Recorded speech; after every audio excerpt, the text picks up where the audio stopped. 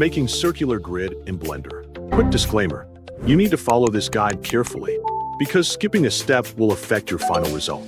If this guide helpful, don't forget to like and subscribe. First, open Blender on your desktop.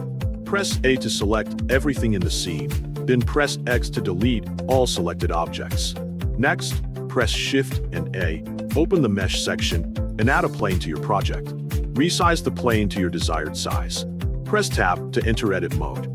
Right-click the plane and choose Subdivide. Repeat this action 2 more times to create additional geometry.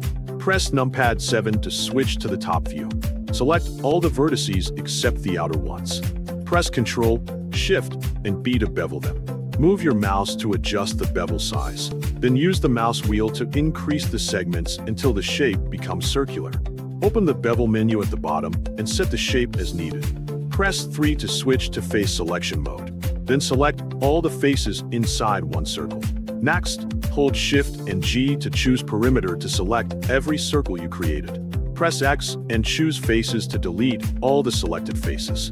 If you want to adjust the thickness, open the side panel and locate the modifier section. Add a new modifier, search for Solidify, and apply it. Finally, set the thickness to your preferred value until the result matches the appearance you want.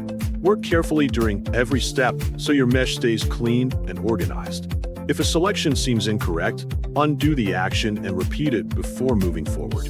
Taking your time while adjusting the bevel size and the number of segments will help create smooth, even circles. Keep checking your model from the top view to confirm that every circle has the correct shape before deleting the faces. After applying the Solidify modifier, experiment with different thickness values until the design looks balanced and consistent. Small adjustments usually produce better results than large changes, so increase or decrease the value gradually.